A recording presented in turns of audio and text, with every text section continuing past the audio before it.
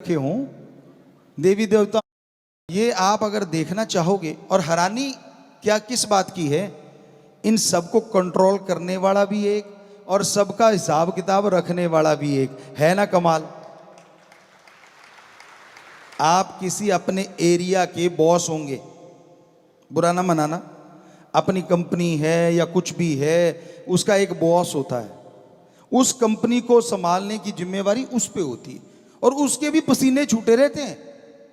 अगर कर्मचारी सही ढंग से ना चले या थोड़ा ऐसा कुछ आ जाए तो दिन रात मेहनत करता है। एक छोटी सी कंपनी के लिए कितनी मेहनत। चलो बड़ी कंपनी के लिए फिर वो आगे कई बॉसेस बन जाते हैं और एक हेड रह जाता है। आप जरा सोच के तो देखिए कितनी संख्या होगी अपने धरती की। मान लो शायद करोड़ों में या अरबों में पहुंच गई होगी, शायद क्या कह सकते हैं वो तो राम जाने, क्योंकि बीच में पेड़ पौधे भी तो हैं, पक्षी भी हैं, जीव जंतु भी हैं। तो उनका एक एक पल का एक ही बंदे के पास हिसाब किताब है। हर किसी की जानता है वो, चाहे उसने आगे अपने भी बंदे रख रखे हों। देवी देवताओं की ड्यूटियां 33 की लगा रखी हैं कि आपने ऐसे ऐसे ये काम करने हैं, और भी होंगे कुछ, लेकिन उनको पता हो ना हो फिर भी उसको खुद को सारा पता होता है। तो ऐसा है हमारा ओम भगवान परमात्मा, गॉड, सुप्रीम पावर। अब पशु तो भी सुन रहे होंगे बेचारे, वो तो नहीं समझ सकते, लेकिन आपका तो दिल कर सकता है ना कि यार देखिए तो सही वो है कैसा। कर रहा होगा ना, जरूर करता है। हमारा तो करा और तभी वहां तक पहुंच पाए, तो बिल्कुल करता है। और वो उसको पाने के लिए ही आपको वो तरीका बताएंगे जिसे कहते हैं गुरु मंत्र या मेथड ऑफ मेडिटेशन। आपने बस अभ्यास करना है, परहेज तो मानने पड़ते हैं।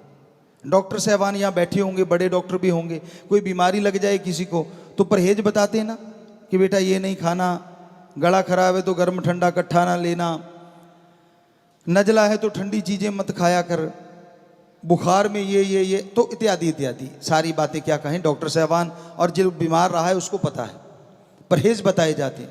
वैसे ही संत पीर फकीर जो गुरु होता है वो परहेज बताता है कि बेटा ये बस थोड़ी सी चीजें अवॉइड कर देना, फिर मेथड ऑफ मेडिटेशन गुरु मंत्र का जाप करना, जो तू चाहेगा तेरी गंदी आदतें बदल जाएगी और अच्छाई में तू तरक्कियां करता चला जाएगा। इसलिए हमारे धर्मों में गुरु मंत्र की महत्ता बहुत ज्यादा है। और गुरु मंत्र है क्या? क्या गुरु का मंत्र? जी नहीं। पहले आपको गुरु मंत्र की व्याख्या। गु का मतलब होता है अंधकार और रू का मतलब होता है प्रकाश। दोनों के जुड़ने से बनता है जो अज्ञानता रूपी अंधकार में ज्ञान का दीपक जला दे, वो सच्चा गुरु होता है। बदले में कुछ ना ले, पैसा चढ़ावा, अपनी मान बढ़ाई, मेरी जय जयकार करो, नहीं। हां, क्योंकि आप सब में मुझे मेरा राम भगवान दिख रहा है। हो सकता है किसी को इधर भी दिख रहा हो शरीर, तो ये भी इंसान का है, पर इसका मतलब ये नहीं है कि हम भगवान बन गए। हम तो भाई आपके चौकीदार सेवादारी हैं। हमारा काम ही है सेवा करना, आपकी सेवा के लिए। आपके नौकरों के भी चौकीदार हैं हम, तो उनके भी सेवादार हैं, उनके भी नौकर हैं। कैसे? आके वो राम का नाम ले लेंगे आपके नौकर, और वो उन्होंने अगर कोई दुआ कर दी तो हमारा कर्तव्य बन गया उनकी सेवा करना, भगवान से प्रार्थना करना कि भाई हे भगवान, ये तेरा बच्चा तड़फ रहा है, अगर इसकी जायज मांग है, अगर इसकी सही है तो तू सुन ले, और जरूर सुन ले, और इस पे रहमत कर दे, कृपा कर दे। तो वो सुन लेता और कृपा कर दे देता है, तो हमारी नौकरी पक्की हो गई कि हाँ राम जी ने हमारी सुन ली, और आपके नौकर के भी हम नौकर हो गए, क्योंकि उनकी बात के आगे हमने पालना की। तो इसलिए संत अपनी मान बढ़ाई के लिए नहीं होते, वही सच्चा गुरु होता है, फकीर होता है। हम ये नहीं कहते हम सच्चे हैं कि नहीं, सुमन कर लेना, पता चल जाएगा। राम जी जिस रूप में आते हैं वो गुरु सच्चा होता है, जिस रूप में नहीं आते वो गुरु नहीं होता। बात ही खत्म। प्रैक्टिकली मेथड ऑफ मेडिटेशन गुरु मंत्र है, जाप करो। वो रूहानी रूप में आ सकता है, नूरानी रूप में आ सकता है, दुनियावी रूप में आ सकता है, और जिस्मानी रूप में भी आ सकता है। वो आपकी भक्ति का स्केल है, कितनी का आप करते हो, कितने के विचारों को शुद्धिकरण कर चुके हो, आप कहां तक पहुंच पाए हो, उसके अकॉर्डिंग उसका रूप बदलता है परमात्मा का। होगा वो परमात्मा, क्योंकि वो तो निराकार है, उसका तो आकार ही नहीं है। लेकिन आप कैसे मान लोगे निराकार को? जब तक वो किसी आकार में नहीं आएगा। इसलिए वो उस आकार में आता है जिसमें वो अपना प्रचार करवाता है, यानी सच्चे संत पीर फकीर के रूप में आपको आके दर्शन देगा। दुनिया का क्या है, दुनिया तो बोलते रहना है, कुछ भी कह सकती है, आज तक किसी को नहीं छोड़ा। एक छोटा सा उदाहरण, बस कुछ चंद बातें और, तो गुरु मंत्र की थोड़ी सी बात आपको बता दें। अब रह गया मंत्र। मंत्र कहें शब्द, मेथड, विधि, युक्ति। तो गुरु मंत्र का पूरा मतलब है वो शब्द जो गुरु ने खुद करके देखे हों, वो भगवान का नाम जो गुरु ने खुद जाप किया हो, अभ्यास किया हो। वो गुरु क्या कहता है, मैं भी इंसान हूं, आप भी इंसान हैं, मैंने इन शब्दों का जाप किया और मुझे मेरा भगवान मिला, सारा कुछ मिला, सब कुछ दिखा। अगर मुझे दिख सकता है तो मैं इंसान हूं, तो आप भी इंसान हैं। आप जाप करोगे तो आपको क्यों नहीं दिखेगा। आज तक हमने 6.5 करोड़ लोगों को यह गुरु मंत्र बताया, जिसका अभ्यास हमने किया, और जिन जिन ने भी अमल किया सारे कह रहे हैं जी 100% हमें नजारे आए, कहीं ना कहीं कब ना कभी दर्शन हुए। तो बच्चों, कोई नया आके बैठता है, कोई नया सुनता है, जरा सोचिए, अगर ये 6.5 करोड़ में से लगभग जिन्होंने अभ्यास किया 95 से 100% तक लोगों को वो नजारा आया, तो आपको क्यों नहीं आएगा। भगवान ने क्या आपका कोई दुश्मनी है। बात ये, इन लोगों ने जाप किया, आपने करना है, करोगे तो झोलियां भर जाएंगी, करोगे तो नजारे आ जाएंगे। अभ्यास बिना कुछ नहीं।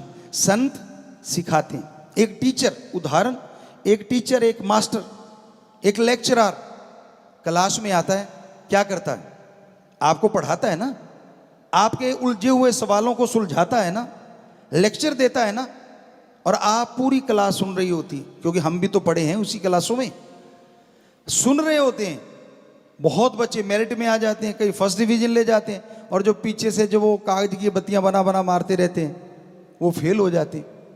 अब बताइए, इसमें मास्टर की कमी है या ना मानने वाले की कमी। मास्टर ने तो सबको पढ़ाया, तो फिर मेरिट कैसे आ गई।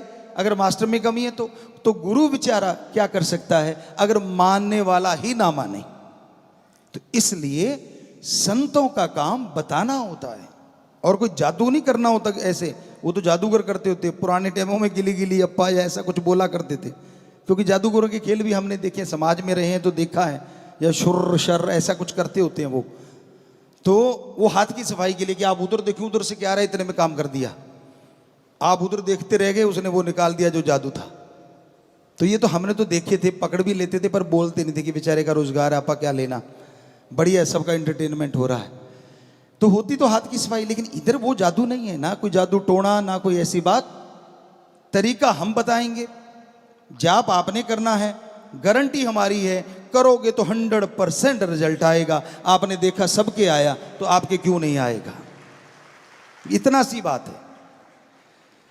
तो अब वो जो आपको कहा कि बताते हैं, तो परम पिता जी सच्चे दाता रहबर शास्त्रनाम जी शाह मस्तान जी दाता ने फरमाया, भजन में भी लिखवाया, एक सच्ची घटना होगी, किसी टाइम की, बहुत पहले की कह सकते हैं।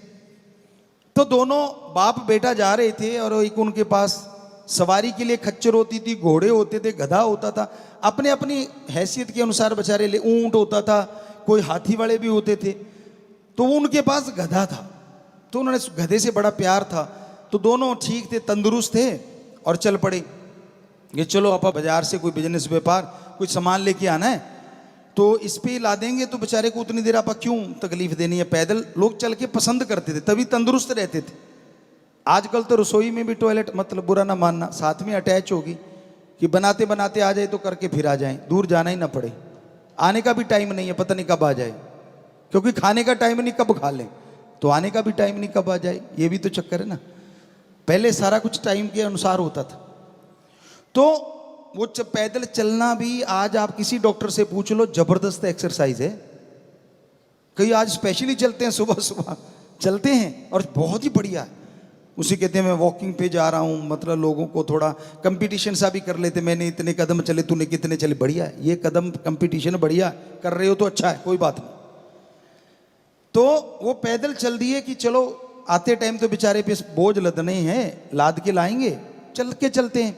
अब वो पैदल जा रहे हैं, रास्ते में एक गांव आया, लोग हंसने लगे, कहते इन जैसा कोई मूर्ख होगा। कहते क्यों? अरे कहते यार दोनों पैदल जा रहे हैं और ये सवारी इनके पास में, हैरानी की बात है। अब बाप थोड़ा मजबूत था, बेटा अभी यंग हो रहा था, तो बाप को लगा कि यार बेटे को बिठा देते। उसने बेटे को बिठा दिया और खुद आगे उसकी वो रस्सा जो होता वो कंधे पे डाला और चल पड़ा। अब आगे कुछ लोग आए तो हंसने लगे, कहते मुस्टंडा है, हट्टा कट्टा हष्ट पुष्ट, गधे पे बैठा और अपने बाप को पैदल चला रखा है। वो कहता बापू आजा। बेटा आगे हो लिया, अब कंधे पे वो उसने डाल ली और बाप बैठा। तो अगला गांव आया, वो हंसने लगे, कहते इसको शर्म नहीं आती है अधेड़ को, है अच्छा भला है, तंदुरुस्त है, छोटे से बच्चे को आगे चला रखा है। बाप कहता बेटा अब क्या करें? कहता तू भी आजा। बेटी को कहने लगा तू भी आजा, और तो कोई तरीका नहीं। बेटे ने पूछा क्या करें बापू? कहता तू भी आजा। अब दोनों चढ़ के अगला गांव आया, कहते ओ हो कितना बुरा जमाना आ गया। कहते क्यों? दूसरा पूछता क्यों? कहता वो सामने देखो, बेचारा बोल नहीं सकता, इसलिए पे एक गधे पे दो बैठे जा रहे हैं। दोनों ने एक दूसरे को देखा, कहते अब क्या करें? गांव कहते अब और कुछ नहीं रहा, इसको उठा के अपने ऊपर बैठा लेते। भोड़े थे, थोड़े सीधे साधे थे, पावरफुल थे, वरना गधे को उठा लोगे ऐसी दुलत्ती झाड़ेगा, पता नहीं 32 भी बाहर आ सकती है। पर वो पावरफुल थे उस टाइम के लोग। उन दोनों ने उसको उठाया और कंधे पे रख लिया, पुल पार करने लगे। या तो उनको किसी गधे को तेल की वो स्मेल आ गई, बेपरवाही फरमाया करते थे कि शायद कोई मिट्टी का या कैरोसिन उस समय होता था, तेल वगैरह, या किसी चीज़ की स्मेल आ गई। तो वो पुल के ऊपर से जा रहे थे तो गधे को छींक आई, दुलत्ती सी झाड़ी उसने, वो हाथ से छूट कर धड़ाम करके नदी में गया। अब दोनों बैठे वहाँ रो रहे हैं कि अब ये क्या हो गया। तो हमारा कहने का मतलब, आज तक क्या आपने सुना है किसी ने पूरी दुनिया को खुश कर दिया हो? हमने तो नहीं सुना। बुजुर्गों से बेपरवाही से पूछा, उन्होंने भी बताया कि कभी नहीं सुना। तो इस दुनिया को खुश करने के चक्कर में अपना कबाड़ा मत करवा बैठना। ये तो ना तो किसी पे खुश हुई है। श्री रामचंद्र जी आए, विष्णु जी के अवतार, कृष्ण जी के रूप में आए, विष्णु जी के अवतार, उनको नहीं छोड़ा, 14 साल वनवास जाना पड़ा। तो आम आदमी की तो औकात क्या है? ये दुनिया नहीं किसी को छोड़ती, लेकिन अगर रास्ता सच्चा है, दृढ़ता से चलते जाओ, राम जी आपके साथ हैं, परमपिता परमात्मा आपके साथ। दुनिया से क्या लेना? अब संत का काम समाज को सुधारना है। आपको जन्म देने वाले माँ बाप होंगे, वो आपके माँ हैं, बाप हैं, लेकिन एज ए संत जो भगवान की औलाद है वो हमारी पहले औलाद है। और हमें दर्द है अपने बच्चों का जो नशे में मर रहे हैं। हमें दर्द है उन बच्चों का जिनके बच्चे चले गए, उनके माँ बाप रो रहे हैं, तड़फ रहे हैं। हमें दर्द है अपने उन बच्चों का जो अपनी गंदी आदतों को सुधारना चाह रहे हैं लेकिन सुधार नहीं पा रहे। इसलिए संत इस धरती पे आते हैं और फिर वो राम का तरीका बताते हैं जिससे ये परेशानियों से मुक्ति मिल जाए और जिंदगी सफल हो जाए।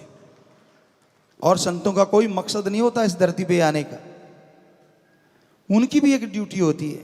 तो इसलिए संत पीर फकीर कहीं भी कोई तकलीफ आती है पहले तड़फ उठते हैं, भगवान से प्रार्थना करते हैं, दुआ करते हैं। माने तो अरबों बार सजदा, ना माने तो भी अरबों बार सजदा, क्योंकि संत उसकी रजा में रहते हैं कि जो वो करता है गलत ना करता था, ना करता है, ना कभी करेगा। एक राजा और वजीर की बड़ी दोस्ती थी और दोनों इकट्ठे ही उस समय शिकार पे बड़ा जाया करते थे। राजा महाराजा, ये उनका एक शौक कह लो या पिछले जन्मों का कोई होगा लेना देना। तो शिकार पे जाते थे दोनों इकट्ठे और शिकार खेल के वापिस आ जाते थे। तो एक दिन वो गए, राजा ने तीर चलाया, शिकार तो मर गया, लेकिन इधर से राजा का अंगूठा, जैसे उसका जो लास्ट तीर का होता है, जैसे वो हिस्सा गया तो अंगूठा कटा और फिर तंचा से अंगूठा टकराया, अंगूठा कट के नीचे गिर गया। तो राजा चीखा, वजीर कहने लगा जी क्या हुआ? कहता अंगूठा कट गया। कहते लो भाई मरम पट्टी करो, मरम पट्टी करो। राजा कहता यार आज बड़ा बुरा हुआ ना। वजीर भगवान को मानने वाला था, कहता नहीं नहीं, भगवान जो करता है वो अच्छा करता है। राजा तो फिर राजा है, चढ़ गया गुस्सा, मेरा अंगूठा कट गया और ये अच्छा दोस्त है, जो कह रहा है भगवान करता है अच्छा करता है, अजीब दोस्त है, काहे की दोस्ती, कह डालो इसको काल कोठरी में। अब राजा का हुक्म कौन डाले, काल कोठरी में डाल दिया। 2-3 महीने गुजरे, राजा शिकार पे अकेला चला गया, साथी थे, फौज तो होती होगी, कुछ असैनिक थे, पर राजा का घोड़ा पावरफुल होता था। अब थोड़ा आंधी तूफान आया, घोड़े ने स्पीड पकड़ी, राजा ने भगाया, वो कहीं और ही निकल गया। घोड़ा भी तो आखिर बेचारा पशु है, उसको क्या पता इतनी आंधी तूफान में राजा किधर ले जाना चाह रहा, वो लगाम खींचता गया, घोड़ा उधर ही मुड़ता चला गया और ऐसी जगह पहुंच गया, आदिवासी एरिया था, आदिवासियों ने पकड़ लिया कि शिकार आ गया। तो वो नर बलि दिया करते थे, आपने सुना होगा पुराने टाइमों में, आजकल भी कई कई राक्षस प्रवृत्ति के लोग ऐसा करते, सुना है, खबरों में सच है या झूठ है ये तो राम जाने। तो राजा वहां पहुंच गया, उन्होंने उतार लिया, पकड़ लिया, कहने लगे भाई इसकी तो बलि देंगे। अब शाम सी का समय हुआ, जो भी बलि का टाइम था, उसको नहलाया धुलाया और वो गला काट लेते थे, यूं बना के रखते थे, तो वहां ले आए। उससे पहले एक तांत्रिक आता था जो उस पर संधूर लगाता था या नारियल या कुछ भी ऐसा कुछ करते थे, मंत्र मंत्र उसके ऊपर। तो तांत्रिक आया, उसने पहले चेक किया सारे शरीर को, चेक करने के बाद वो बोला रुको।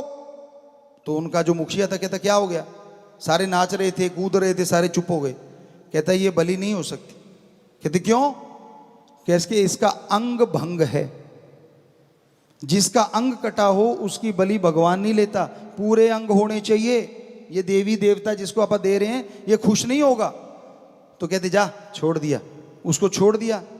राजा समझदार तो था ही, फट समझ आ गई कि आज अगर ये ना कटा होता तो तेरा तो बेड़ा पार था बेटा। कहता यार दोस्त की याद आ गई कि यार वो तो सही कह रहा था, मैं ही गलत था। तो भागा, घोड़ा दौड़ाया, पहुंच गया, रात को ही बाहर निकाल लिया। कहता बाहर निकालो। कहता यार आज वाली भाषा में सॉरी, पहली वाली भाषा में जो भी था सॉरी फील की, उसको बोला और कहने लगा गलती हो गई यार, तू सही है, आज मेरे साथ ऐसा ऐसा हुआ। वो कहता है, वजीर कहता जी वो भगवान हमेशा ही अच्छा करता है। बादशाह फिर सोचा, कहता है वो बात सुन। कहता हाँ। कहता चलो मेरा तो अंगूठा कट गया, मैं तो आज बच गया, तेरे साथ अच्छा क्या हो गया जो 3 महीने यहाँ कैद में रहा काल कोठरी में, ये कैसे अच्छा हो गया। कहता राजन तेरा अंगूठा कटा है, मेरा नहीं कटा, दोनों इकट्ठे होते शिकार पे, तू तो आ जाता, तेरा तो अंगूठा कटा, मेरा तो नहीं कटा था, मेरा तो वहां बाजा बजा देते। तो मेरे भी भगवान ने अच्छा किया जो मुझे जेल में रख लिया। तो इसलिए बेटा ये हकीकत है, कहानी नहीं, सच्चाई है। वो जो करता था सही है, कर रहा है सही है, करेगा सही है। उसको मानने वाले को अगर ये मान लिया, कहीं भी रहो, ना चेहरे का नूर जाएगा, ना अंदर का सरूर जाएगा, ना वो राम हजूर जाएगा, हर पल साथ रहेगा।